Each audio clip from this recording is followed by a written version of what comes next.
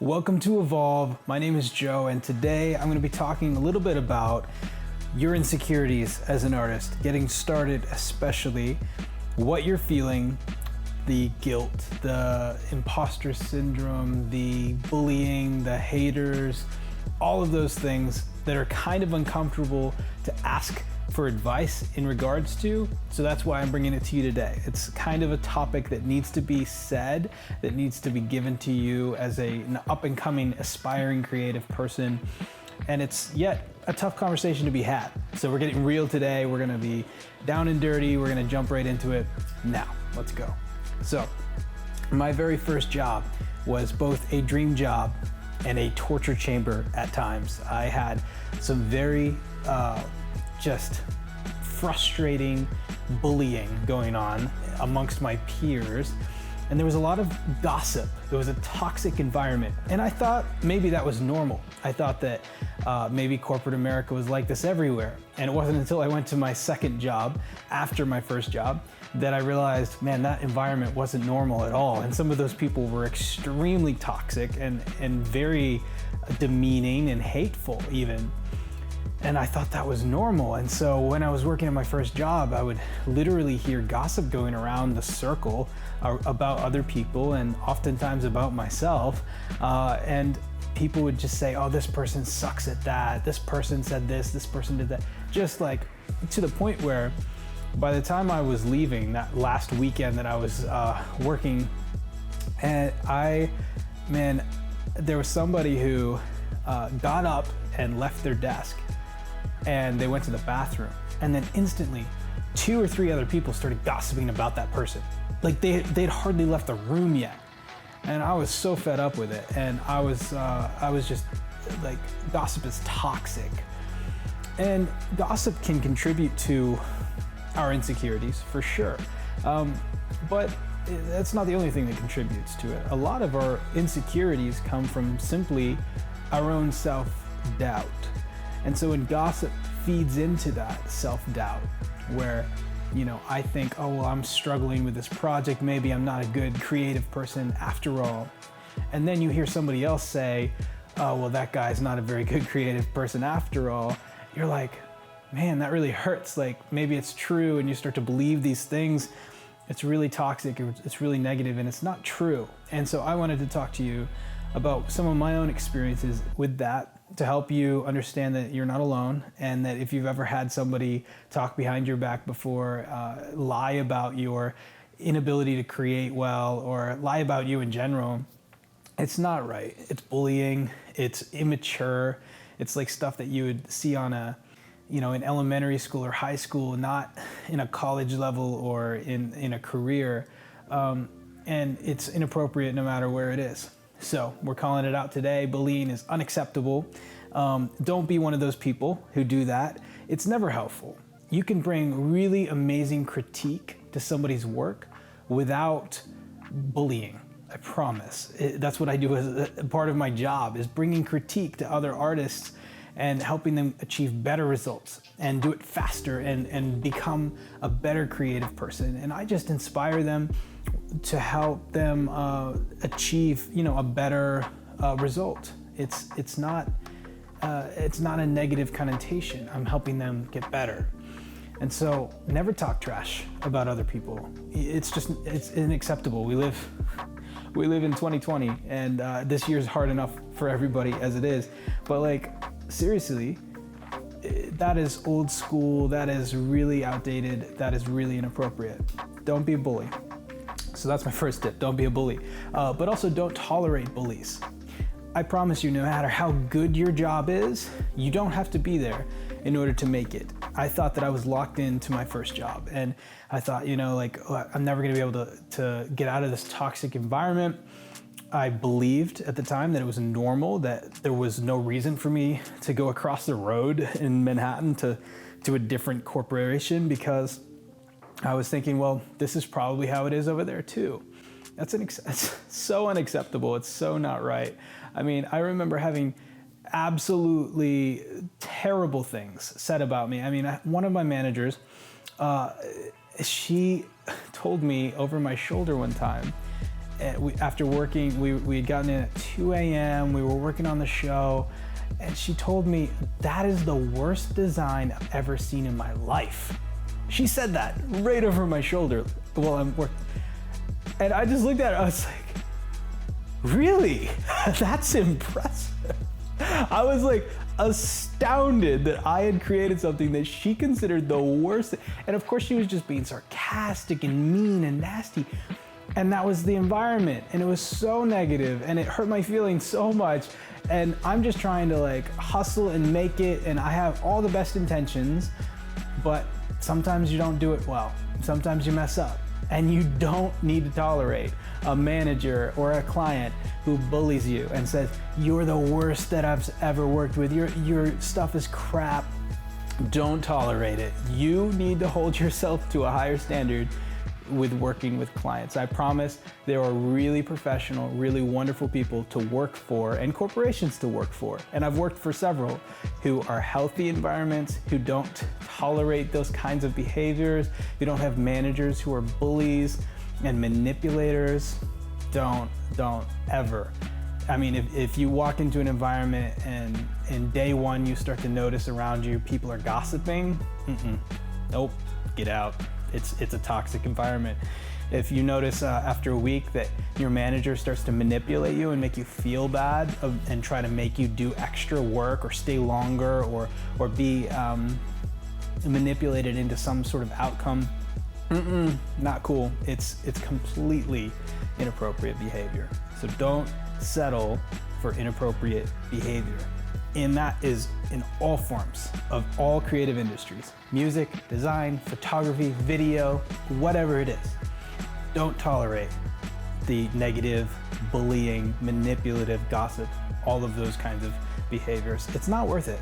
Life is way too short to tolerate those kinds of people. Get them out of your life. Here's a freebie. If you have any friends who are like that, they're no longer your friends. As of this video, get them out of your life. They're toxic people. It's not worth it. I've had friends who have had to block on Instagram and Facebook who I went out to eat with, who we were more of like, I don't want to say friends is a strong word. We were more of like associates. Never talk to them again. Not worth it. And I just realized they were toxic in my life. They were always gossiping about other people and about me behind my back. They would always say these things. These are people who sometimes I knew very well and who would somewhat build a relationship with me and I with them.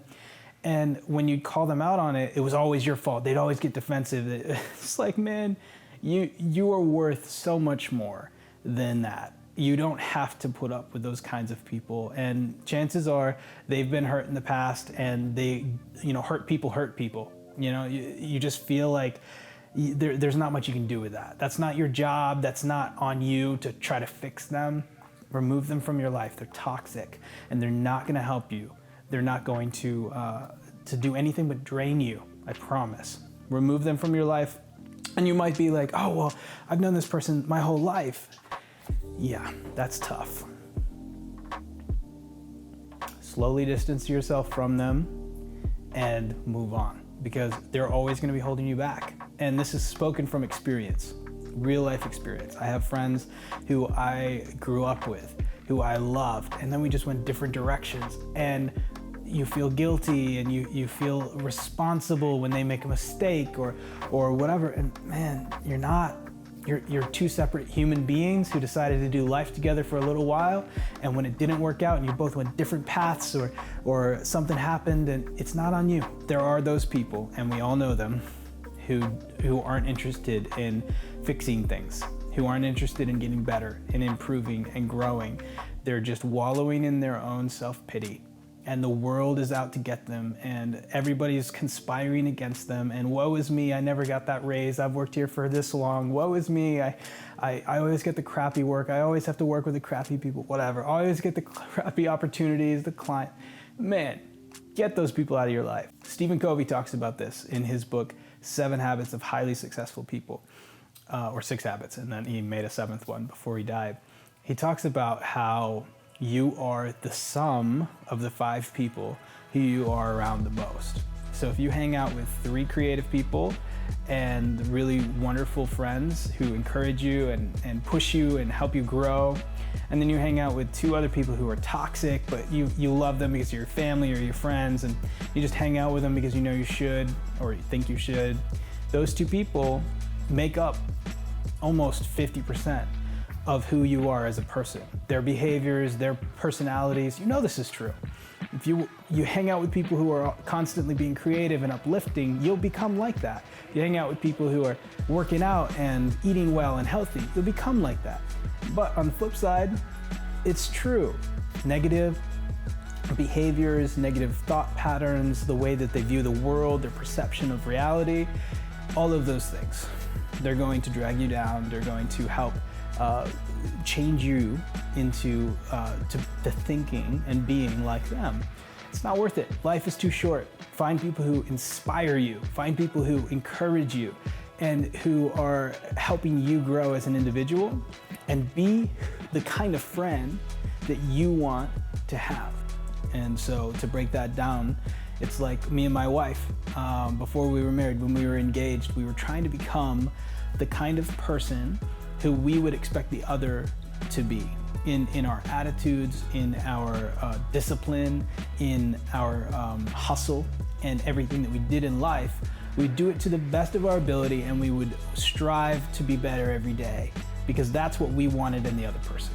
That was some relationship advice that was given to us, and it's really worked well for us. And it's also worked really well in my friendships as well. Being the person who I would want a friend to be to me. And now there's variations. Not all friends are gonna want you to contact them every 5 minutes. Maybe that's something you need, but that's more of a personality trait and less of a discipline and a character trait. So I would focus on those. Man, but I digress. Back to corporate America and all the bullying. No, I'm just kidding. What I wanna say to you today is that haters exist, whether you know they're haters or not. Sometimes they're your friends, and it's okay to draw a line and say, no more, we're done. And I love you for you. I hope you do well. I can't talk to you anymore. You're dragging me down. Honest conversation, you have to have it. I've had that conversation before. And then other times when you try to make amends with a friend and it's not working out, and they aren't willing to change, they aren't willing to grow, man, just cut them off. It's not worth it. They're gonna drag you down. They're going to, provide all of these guilty, manipulative, text messages and conversations with you, and really make you feel the weight, and it's just not worth it. So, all of that to say, I had some very toxic friends who actually ended up coming, out of one of my jobs in the past. And I was at his wedding, and we did all kinds of stuff together here and there. We laughed together about different things, but he was a very jealous person, and he would talk behind my back about me to other coworkers, and that would get back around to me eventually, and it just made me feel really gross, and I felt very bullied. I guess that's a good way of putting it. And we were both professionals, and I hadn't done anything to hurt him at all, and yet he found this something about me that was intimidating. And I'm not just saying this to rant or whatever. I'm way over it. This was years and years ago. But I want to be transparent, because I think these kinds of situations happen a lot, and maybe this is helpful. So he would talk about me behind my back, and never give me a compliment, never give me any kind of helpful or useful critique in my work. Just be like, I thought you learned this in school. I thought you knew this. I thought you were better than that. Whatever, things like that. You can't grow from those kinds of negative comments. You have to grow from healthy critique. Like, man, this is really great. This is how it can get even better. That's a healthy critique. Man, this sucks. I thought you knew better than that. I thought you were a professional artist. That's a negative bullying. Okay, you can't grow from that. So I cut him off from my life when I left that job, and it took me a little while, to be honest. We were still friends on social media, friends, And then he would post things online, and sometimes I would interpret them like he was talking about me. And then everything I would post, I put through a lens of what is this person gonna think? Or how is he gonna interpret it? Man, that's so toxic. If you ever go to post something and you're thinking about what one individual person is going to think about your post, that is a bad, unhealthy, controlling relationship or manipulative relationship. Get it out of your life, it's not worth it. Press the block button, life is too short to be bullied like that, to be mistreated. I wanna talk to you next about imposter syndrome. And I'm not going to get into the whole thing. It is a worthwhile research subject. Okay, I'm going to break it down and how I felt it in my life. Okay, when I graduated college and went to my first job, I felt so in over my head. And let me just pause right there. Everybody does. Okay, some people fake it better than others, but as soon as you enter your first job, anywhere, your second job, anywhere, you're gonna feel in over your head. Anytime that you go to level up in your job, you go from an assistant manager to a manager, you go from a designer to a senior designer, whatever you're doing, you're always gonna feel like you're in over your head. And that's good, because then you're growing into that position and it's challenging. And it's very, very healthy. You never want to feel overqualified for your job, because you're not growing, and you get stagnant and you get frustrated and you feel stunted. So all of that to say, imposter syndrome in my own life and how I've interpreted it and how I've grown from it, or from knowing about it, I should say, is simply that when you work on a bigger level, on a higher level, when you work with bigger clients or bigger budgets or anything that's outside of your comfort zone, you're gonna feel this. Most of the time, most of us will feel this. And what has gotten me through it is knowing that this is real, that most people feel this way, and that's fine. And so when you and I have very different experiences, but the first time I worked with a person who had over $1 billion in his bank account, for some reason, I felt very nervous, and I felt very much like I was faking something, or that I shouldn't be here, that I didn't belong, or that I wasn't good enough. That's a real feeling. That's imposter syndrome. The feeling that you're imposing on, or that other people's perception of you is really not what you are, that you can't measure up to that. And it's a lie. You are incredible. You are talented beyond what you think you are. I'm very sure of that. In most situations, artists are very hard on themselves. You're your greatest negative reviewer. You know, you're the person who would leave the 1-star comment on Amazon to a perfectly good product. You put out amazing work. No questions asked, no doubt in my mind. Those are facts. And if you doubt yourself, then it's good to continue to grow, to submit your work to people who are better than you and ask them how you can improve and what you can do better. But overall, you're always gonna feel out of, like a fish out of water, like you're out of your comfort zone. And that's normal. So eventually you get used to it. And I'll just leave it at that. It's honestly as simple as that. And now I look forward to it a little bit, right? When I get a new client who has the biggest budget I've ever worked with, or when I work with somebody who seems out of my league or talks on a level that I can't relate to, like basically anytime I talk to my mechanic, I'm like pretending I know things. I've never done anything significant for work on a car before in my life. I thought blinker fluid was a real thing until like a year ago. Somebody joked. Anyway, I know zero about cars, and so I feel like I am, I can't measure up. I'm out of my comfort zone. Anytime I talk to a mechanic or somebody who's really into cars, I'll just be honest, I don't know cars. I couldn't tell you what's cool. I couldn't tell you what, I mean, the only thing I know is that someday I want a Ford Raptor, or maybe now a Bronco that just came out, but I don't even know if that's cool, so whatever. But cars aren't my thing, and that's okay. So anyways, when I'm out of my comfort level, when I'm outside of the things that I feel comfortable talking about and that I'm a pro at or whatever, I'm okay with being uncomfortable, and I like to learn.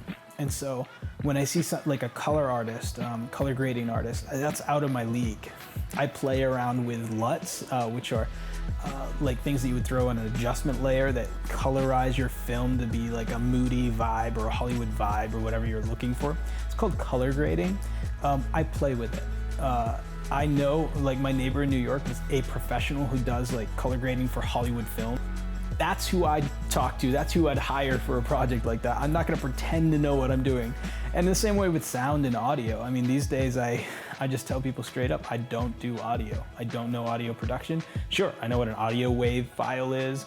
I know what Adobe Audition is. I've heard of Ableton, but I'm completely out of my league when it comes to actually doing audio engineering or production. And that's okay. Like, I have expertise in other areas. So all of that to say, you have expertise. You really do. You've done something for years and you're really, really good at it. And that's phenomenal, and you need to own it, and you can continue to grow. But you do not need to feel like you're outside of your comfort zone when it's something that you know that you own. For instance, if you are an incredible designer in Adobe Photoshop and somebody gives you a project and they give you a budget, and the budget seems a little lower than your time, like what you would normally charge, but they say something like, oh, well, this shouldn't take you very long, maybe like an hour. They're just saying that. most cases, they're just trying to get a lower budget. But then you might internalize it and be like, oh, well, that would probably take me like 5 hours, but I don't know if I want to tell this person. And it's okay. And just be like, yo, if you could do it in an hour, then do it in an hour. I'm gonna take like 5 and I'm gonna charge you for all 5 of them. So good luck finding somebody else. This is where I'm at right now. And be okay with that. I'm totally okay with taking my time on a photography shoot. I'm not the kind of person who's gonna be hired to go shoot weddings, because I'm not like grab and go, shoot, knock out the list, working with the bride's mothers, never doing that again, working with, getting all the shots in, getting everything perfect and not missing a moment. Can't pay me enough for that. Can't pay me enough for that. I've done live television 3 minutes before air and dropping graphics in the hard drive and the server and calling the control room and getting it up on air and then doing a live edit on air.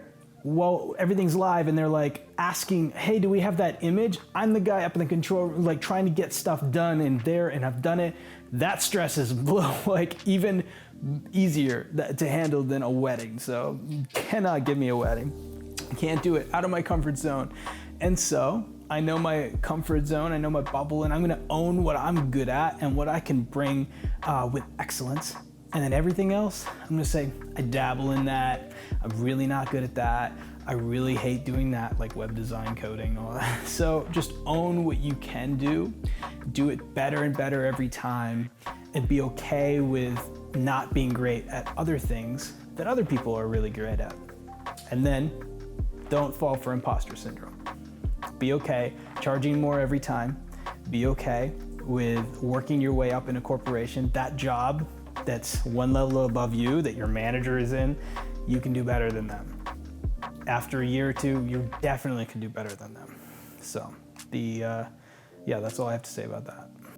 The last thing I want to tell you today is you need to keep your chin up. You need to keep pressing on. You need to not settle for anything less than your dream. And you're gonna work your way there. You're gonna get there. But don't take that minimum wage job for the next 10 years and just start to accept the fact that you're never gonna get out of it. I'll tell you a quick story. I grew up mowing lawns and doing landscape work on the coast of Maine.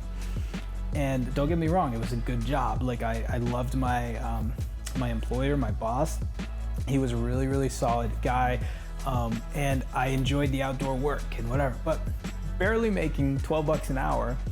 And my dreams were to go to New York City and to have my work seen by millions of people and to have these incredible design opportunities. And I mowed lawns and I did landscaping work every summer for a decade of my life. And I didn't give up. I'm almost 30 years old, and I can tell you that I have lived to the fullest with almost every single dream that I ever had when I was 16 and 17. And I had some really big, audacious dreams, like my work in Times Square, my work on, anywhere you could find it. And I achieved all of those things that I set out to do very specifically by not giving up.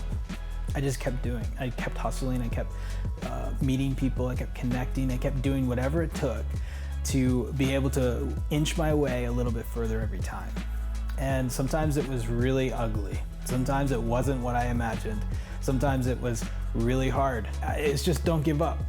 Keep your chin up and surround yourself with people who are like-minded and people who are gonna challenge you, people who may disagree with you, but they still love you and they want you to grow and they accept you for you. Man, you can't get enough of those people in your life. So, yeah, I would just end with that today. And hopefully this has been an encouraging and helpful video. You know, we talked about haters, we talked about bullying and gossip and toxic work environments. We talked about imposter syndrome, and then we just finished up talking about how you just need to keep your chin up and not give up. And so hopefully it was really helpful today. And yeah, feel free to reach out if you have any comments or questions. We have some very exciting things happening in Evolve right now, and I really want you guys to pay attention to what's going on. And the biggest one that's coming up is on August 23rd. We have the awards ceremony. And this is an award ceremony for you. This isn't for the top of your class. This isn't for that other guy. This is for you. If you're watching this or you see this, all we want is to enable, equip, and connect you guys and help you achieve the next level in your art, in music, design, photography, video, and more. And so, in order to do that, we think a big part of it is acknowledgement and being excited for your progress and for where you're at as a young creative. So we want to showcase it. And so on the 23rd of August, we're going to do that. Here in the Rev Studio, we're going to go live and we're going to start acknowledging young creatives who are in our community. And all you got to do to submit your work is go to evolveawards.com and follow the form, go through it and fill it out and submit your media of any kind. Video, music, design, photography. Just submit it and see what happens. Put yourself out there. And we're giving away some amazing prizes. iPad Pro, AirPod Pros, some really awesome miscellaneous prizes that we'll be announcing that night as well. And Evolve Awards is just simply to celebrate you as a young creative and to showcase where you're at. And that's what we really want to do. And the more people who submit their work, the more we can celebrate. And the more excited we're going to be when we get together to do this. So be sure to tune in for that. And you have until the 21st, I think, to submit your work on our website, evolveawards.com. Thanks for watching today, guys, and I hope you have a wonderful rest of your weekend and a great week. See you next week.